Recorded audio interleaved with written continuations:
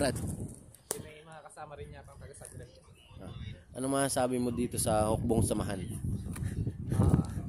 Ito, ayos naman.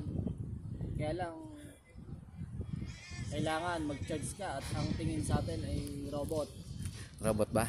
Oo. So, ganito ba rito? So, ano bang kailangan? Punitin ng sedula, mga ganon. Mali ka ng script. Mali ba yun? Kanino ba yun? Kaya ano yun eh. Andres Bonifacio. Mali pala, mali. So, yun nga, no? Nandito kami sa part ng, ng, para ano nga to? Part ng Old Town, no? Old Town. Dobronek. At kung mapapansin nyo, ito yung hotel dito. Una mong bungad talaga. Ito yung mapupuntahan ng hotel na to. Hindi naman daw masyado expensive ang mga gastusin dito. Ito yung kalimitang napupunta rito. Para na bang masasabi mo rito sa tagal mo na ring palaging paikot-ikot rito? Expensive nga ba talaga totoo? Expensive pre. Expensive ba?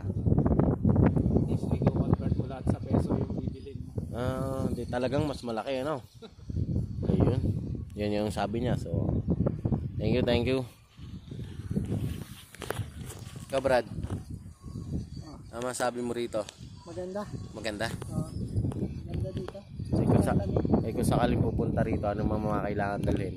Yung jacket. parang jacket talaga, no? Jacket na panglamig. Panlamig. Kasi pag summer dito, kailangan taglamig na jacket. Taglamig din.